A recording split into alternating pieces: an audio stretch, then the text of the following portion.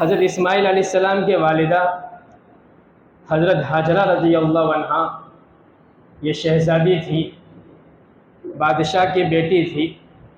بادشاہ نے حضرت سارہ رضی اللہ عنہا کو، یعنی ابراہیم علیہ السلام کی پہلی بیوی حضرت سارہ کو یہ عطیے میں دی تھی۔ حضرت سارہ رضی اللہ عنہا نے ان کو ابراہیم علیہ السلام کے حوالے کیا، یعنی ان کو ہبہ کر دیا۔ جب یہ ابراہیم علیہ السلام کی ملکیت میں حضرت ہاجرہ آ گئی تو انہوں نے نکاح کے ذریعے سے اپنے لیے حلال کر دیا۔ ابراہیم علیہ السلام کو اب تک کوئی اولاد نہیں تھی، پہلی بیوی حضرت سارہ سے بھی۔ بڑھاپے کی عمر میں اللہ تبارک و تعالیٰ نے حضرت ہاجرہ سے آپ کو اسماعیل علیہ السلام کی شکل میں اولاد عطا فرمائی۔ جب حضرت سارہ سے کوئی اولاد نہیں تھی تو اللہ تبارک و تعالیٰ کی یہ تکوینی حکمت کہ دونوں کے درمیان انبن ہو گئی، دونوں بیویوں میں، حضرت سارہ اور حضرت ہاجرہ میں۔ اللہ تبارک و تعالیٰ کا یہ حکم ملا ابراہیم علیہ السلام کو کہ آپ اپنی بیوی حضرت ہاجرہ اور اپنے اکلوتے بیٹے حضرت اسماعیل کو، جو ابھی شیرخوار بچے ہیں، ان دونوں کو لے کر ملک شام سے حجاز چلے جاؤ اور وادی غیر ذی زرع، جہاں ہمارا پہلے گھر تھا بیت اللہ، وہاں چھوڑ کر آ جاؤ۔ اللہ تبارک و تعالیٰ کی طرف سے یہ سخت امتحان تھا کہ ایک تو بڑھاپے کی عمر میں سہارا ملا تھا، اکلوتا بیٹا تھا، امیدوں کی کرن تھا، لیکن اللہ تعالیٰ کا حکم ملا۔ اور ابراہیم تو خلیل اللہ تھے، اللہ کے خلیل تھے، اور خلیل اسی کو کہتے ہیں کہ حکم ملے تو بے چوں چرا تسلیم کر لے۔ چنانچہ آپ اپنی بیوی اور اکلوتے بیٹے اسماعیل علیہ السلام کو لے کر تھوڑا سا توشہ اور پانی ساتھ لیا اور وادی غیر ذی زرع میں پہنچے۔ ایسی وادی کہ جس کو قرآن نے ہی وادی غیر ذی زرع کہا ہے، کہ لق و دق میدان، کھلا جنگل، چاروں طرف کالے اور سوکھے پہاڑ، کھیتی کا نام و نشان نہیں، نہ پانی اور نہ کوئی غذا کی وہاں سہولت۔ ایسی وادی میں چھوڑنے کا حکم ہوا۔ ابراہیم علیہ السلام نے اللہ تعالیٰ کے حکم سے اپنے بیٹے اور اپنی بیوی کو وہاں چھوڑ دیا۔ چھوڑ کر جب واپس جانے لگے تو حضرت ہاجرہ نے پوچھا کہ چھوڑ کر ہمیں کیوں جا رہے ہو؟ ابراہیم علیہ السلام نے کوئی جواب نہیں دیا۔ آخر میں حضرت ہاجرہ نے کہا کہ کیا یہ اللہ تعالیٰ کا حکم ہے؟ تو ابراہیم علیہ السلام نے فرمایا کہ ہاں، یہ اللہ تعالیٰ کا حکم ہے۔ تب حضرت ہاجرہ نے فوراً جواب دیا کہ جب اللہ کا حکم ہے تو اللہ تعالیٰ کافی ہے، اللہ تعالیٰ کارساز ہے، اللہ تعالیٰ ہمیں ضائع نہیں فرمائیں گے۔ ابراہیم علیہ السلام چھوڑ کر تو چلے گئے، لیکن تھوڑی دور جا کر پھر اللہ تعالیٰ سے دعا کرتے ہیں، جس کا تذکرہ قرآن میں ہے کہ ربنا انی اسکنت من ذریتی بواد غیر ذی زرع عند بیتک المحرم، کہ آپ کے حکم سے میں نے وادی غیر ذی زرع میں ان کو چھوڑ دیا ہے، لیکن اے اللہ ان کے لیے ہدایت کا سامان فرما، آنے والی امت کے لیے ہدایت کا سامان فرما، ان کی روزی کا سامان فرما، اور ان کی طرف لوگوں کے دلوں کا میلان فرما دے۔ اللہ تبارک و تعالیٰ نے ابراہیم علیہ السلام کی دعاؤں کو قبول فرمایا۔ حضرت ہاجرہ اپنے اکلوتے بیٹے کے ساتھ رہتے ہوئے توشے کی ضرورت تھی، توشہ جتنا ساتھ لیا تھا وہ توشہ ختم ہو گیا، پانی بھی ختم ہو گیا۔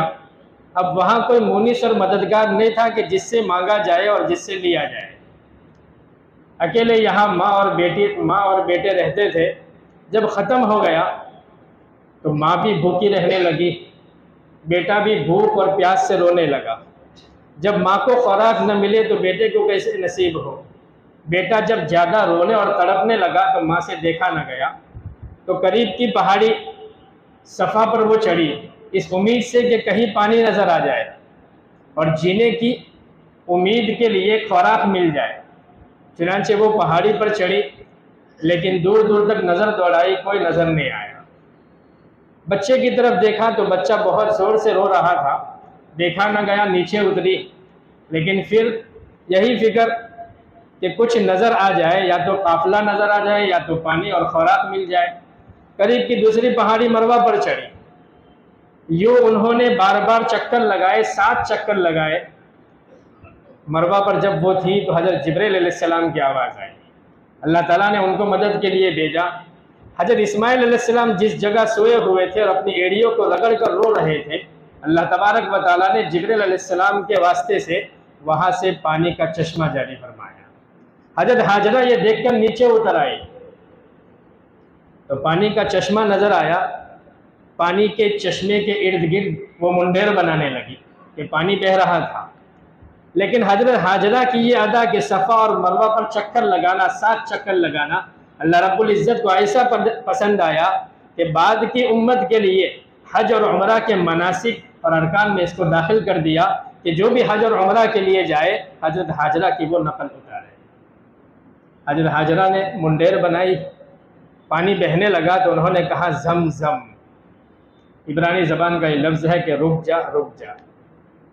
اللہ کے نبی صلی اللہ علیہ وسلم فرماتے ہیں کہ ماں حاجرہ پر اللہ رحم فرمائے کہ اگر وہ اس پانی کو نہ روکتی تو یہ زبردست جاری چشمہ ہوتا ہے، اور یہ عظیم پانی ہے کہ اللہ تبارک و تعالیٰ نے اس میں غذائیت بھی رکھی ہے اور مائیت بھی رکھی ہے، یعنی بدن کو پانی کی ضرورت ہوتی ہے تو یہ پانی کا بھی کام دیتا ہے اور خوراک اور کھانے کا بھی کام دیتا ہے۔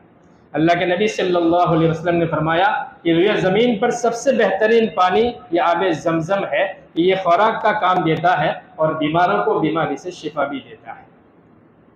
بہرحال ان کے لیے جینے کا سامان اللہ نے مہیا کر دیا، زمزم کا وجود ہوا۔ وہاں سے قافلے گزرتے تھے، صحرا تھا، قافلے گزرتے تھے، انہوں نے دیکھا کہ پرندے اڑ رہے ہیں۔ یمن کا ایک قبیلہ تھا، قبیلے بنو جرہم۔ اس قافلے نے دیکھا کہ پرندے اڑ رہے ہیں تو انہوں نے خیال کیا کہ پرندے عام طور پر وہی جگہ اڑتے ہیں جہاں پانی ہوتا ہے، تو اپنے قافلے میں سے کچھ آدمیوں کو دیکھنے کے لیے بھیجا کہ جاؤ دیکھو۔ تو کچھ لوگ آئے تو وہاں ایک عورت کو یعنی حضرت حاجرہ کو بیٹھے ہوئے پایا، تو ان سے اجازت مانگی کہ ہم یہاں قیام کر سکتے ہیں۔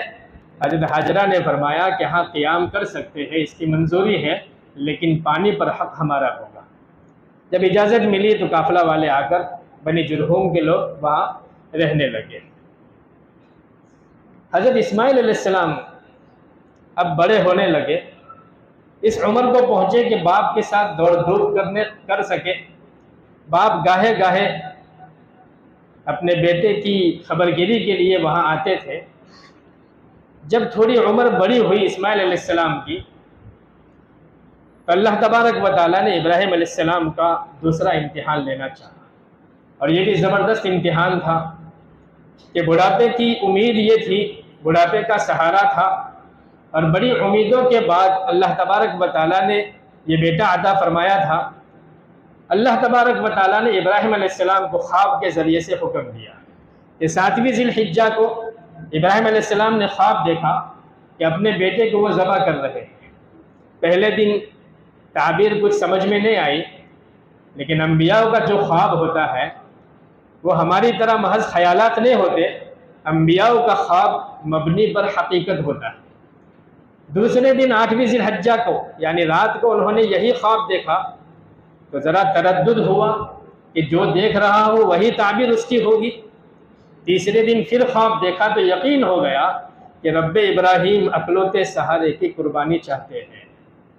چنانچہ اپنے بیٹے سے اس کا ذکر کیا کہ یا بنی انی اری فی المنام انی اذبحک فانظر ماذا تری، کہ میرے بیٹے میں خواب میں دیکھ رہا ہوں کہ تجھے ذبح کر رہا ہوں۔ بیٹے سے پوچھنے کا مقصد یہ کہ بیٹا راضی سے تیار ہوتا ہے یا پھر زبردستی یہ کام لینا پڑے گا، لیکن بیٹا بھی خلیل اللہ کا بیٹا تھا، آگے چل کر ذبیح اللہ بننے والا تھا۔ جیسے ہی باپ کی طرف سے یہ حکم سنا فوراً بیٹے نے بے چوچرا یہ کہہ دیا یا ابت افعل ما تؤمر، کہ میرے ابا جان آپ کو جو حکم دیا گیا ہے اس کو کر گزریے، آپ مجھے تکلف کرنے والوں میں نہیں پائیں گے بلکہ آپ مجھے صبر کرنے والوں میں پائیں گے، آپ اس کو کر گزریے۔ الغرض جب بیٹے کی طرف سے بھی رضامندی ہوئی تو ابراہیم علیہ السلام بیٹے کو لے کر ذبح گاہ کی طرف چلے۔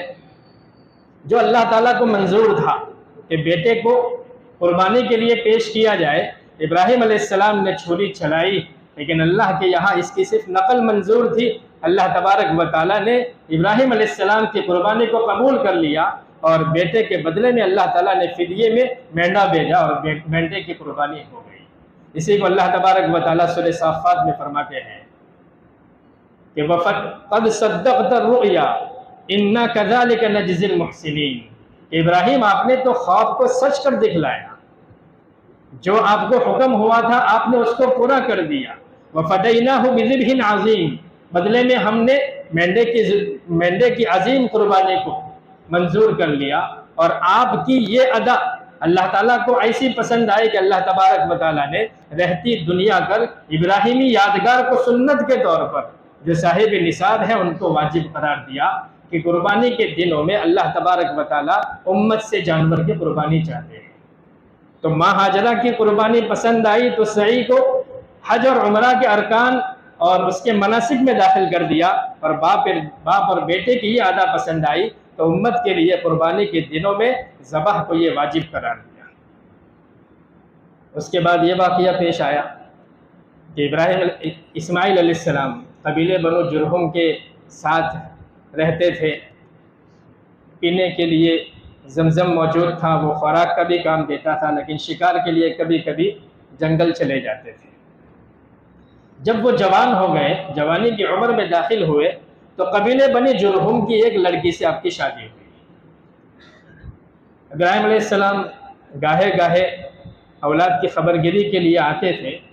ایک مرتبہ وہ خبرگیری کے لیے آئے، آپ کے دولت قدے پر تشریف لائے۔ اسماعیل علیہ السلام اتفاق سے اس وقت گھر پر موجود نہیں تھے، جنگل میں شکار وغیرہ کے لیے گئے تھے۔ آپ کی اہلیہ گھر پر تھی، تو ان سے حال چال پوچھا کہ کیسا چل رہا ہے، تو ان کی اہلیہ نے گزر بسر کی تنگی کی شکایت کی۔ ابراہیم علیہ السلام نے اسماعیل علیہ السلام کے نام سلام کہلوایا، اور ان سے کہا کہ جب وہ آئے تو ان سے کہہ دینا کہ اپنے گھر کی چوکھٹ بدل دے۔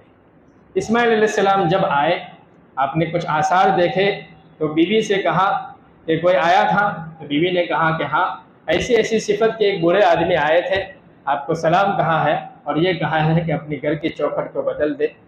اسماعیل علیہ السلام نے فرمایا کہ وہ میرے والد محترم تھے، اور مجھے یہ کہہ کر گئے ہیں کہ گھر کی چوکھٹ بدل دے، اس سے مراد یہ ہے کہ میں اپنی بیوی کو طلاق دے دوں، لہذا آپ نے اپنی بیوی کو طلاق دے دیا۔ پھر آپ کی دوسری شادی ہوتی ہے اسی قبیلے کی، قبیلے بنو جرہم کا ایک سردار تھا جس کا نام آتا ہے مزاز بن عمر، اس کی بیٹی تھی سیدہ، اس سے آپ کی دوسری شادی ہوتی ہے۔ کچھ دنوں کے بعد آپ دوسری بار تشریف لائے ابراہیم علیہ السلام، اور اس وقت بھی اتفاق سے اسماعیل علیہ السلام گھر پر نہیں تھے، جنگل گئے ہوئے تھے۔ پھر سے حال چال پوچھا، ان کے نام سلام کہلوایا، تو اہلیہ نے حال چال کے متعلق بڑی عزت کے ساتھ پہلے تو اعزاز و اکرام کیا اور شکریہ کے الفاظ ادا کیے کہ اللہ تعالیٰ کا شکر ہے کہ گزر بسر الحمدللہ بہت اچھا ہو رہا ہے۔ ابراہیم علیہ السلام نے فرمایا کہ میرا سلام کہنا اور ان سے یہ کہنا کہ اپنی چوکھٹ کو مضبوطی سے پکڑے رکھیں۔ اسماعیل علیہ السلام جب جنگل سے گھر تشریف لائے، آثار دیکھ کر سامنے سے پوچھا کہ کوئی آیا تھا، بیوی نے کہا، اہلیہ محترمہ نے کہا کہ ہاں، ایسی ایسی صفت کے ایک بوڑھے آدمی آئے تھے، آپ کے نام سلام کہا ہے، گزر بسر کا مجھے پوچھا تو میں نے یہ جواب دیا، اور پھر مجھے یہ کہا کہ ان سے یہ کہنا کہ اپنی چوکھٹ کو مضبوطی سے پکڑے رکھے۔ اسماعیل علیہ السلام نے کہا کہ وہ میرے والد محترم تھے اور مجھے یہ اشارہ دے کر گئے ہیں کہ اب ہماری زندگی اسی طرح مضبوطی سے چلتی رہے گی۔ بہرحال جو ان کے دن گزر بسر ہوتے رہے۔ اللہ تبارک و تعالیٰ نے ایک اور واقعہ ابراہیم علیہ السلام کے ذریعے سے عظمت کا یہ قرآن میں بیان کیا ہے کہ اللہ تبارک و تعالیٰ نے کچھ عرصے کے بعد ابراہیم علیہ السلام کو یہ حکم دیا کہ میرا گھر جو پہلے سے اس جگہ پر موجود تھا آدم علیہ السلام کے وقت سے، بیت اللہ، کہ اس کی عمارتیں اور اس کے آثار طوفان نوح کے وقت سے مٹ گئے ہیں۔ طوفان جو آیا تھا نوح علیہ السلام کے وقت میں، پانی کا طوفان تھا، تو پوری دنیا میں پانی پھیل گیا تھا۔ اس وقت اللہ تبارک و تعالیٰ نے کعبہ کے جو ظاہری آثار تھے اس کو مٹا دیے تھے۔ اللہ تبارک و تعالیٰ نے ابراہیم علیہ السلام کو حکم دیا کہ دوبارہ اسی عمارت کے اوپر تعمیر کی جائے۔ ابراہیم علیہ السلام نے اپنے بیٹے اسماعیل کے ساتھ رہ کر بیت اللہ کی تعمیر دی۔ یہ آپ کے لیے شرف کا مقام تھا، اس کو قرآن نے ذکر کیا، وَإِذْ يَرْفَعُ إِبْرَاهِيمُ الْقَوَاعِدَ مِنَ الْبَيْتِ وَإِسْمَاعِيلُ، کہ اس وقت کو یاد کرو کہ جب ابراہیم علیہ السلام اپنے بیٹے اسماعیل کے ساتھ کعبہ کی بنیادوں کو بلند کر رہے تھے۔ ابراہیم علیہ السلام نے تعمیر کعبہ کرنے کے بعد اللہ تعالیٰ سے دعائیں کی۔ ان دعاؤں کا بھی قرآن میں ذکر ہے کہ کعبہ کی اتنی بڑی تعمیر کا جو آپ کو شرف حاصل ہوا، لیکن اس کے باوجود بھی کوئی بڑائی اور کبریائی کے الفاظ نہیں، بلکہ عاجزی کے ساتھ اللہ تعالیٰ سے دعا کرتے ہیں کہ ربنا تقبل منا انک انت السمیع العلیم، کہ اس میں میرا کوئی کمال نہیں ہے، کہ اللہ تو اس میرے کام کو قبول فرما لے، بارگاہ الہی کے اندر اس کو شرف قبولیت سے نواز دے۔ اس کے بعد پھر اپنی امت کو یاد کیا کہ ربنا وجعلنا مسلمین لک ومن ذریتنا امۃ مسلمۃ لک، کہ اللہ اس کام کو تو قبول کر لے اور مجھے اور میری ذریت کو تیرا فرما بردار بنا دے۔ ربنا وجعلنا مسلمین لک، تیرا مطیع اور فرما بردار ہمیں بنا دے۔ وَأَرِنَا مَنَاسِكَنَا وَتُبْ عَلَيْنَا إِنَّكَ أَنْتَ التَّوَّابُ الرَّحِيمُ، اور زندگی گزارنے کا طریقہ اور مناسک ہمیں سکھا دے اور ہمیں تیری طرف رجوع کرنے والا بنا دے۔ ان دعاؤں کے بعد ایک اہم دعا کا ذکر ہے جو ہمارے نبی پاک صلی اللہ علیہ وسلم کے لیے خصوصی دعا ہے۔ اللہ کے نبی اس دعا کے متعلق کہتے تھے کہ میں ابراہیم علیہ السلام کی دعا کا ثمرہ ہوں۔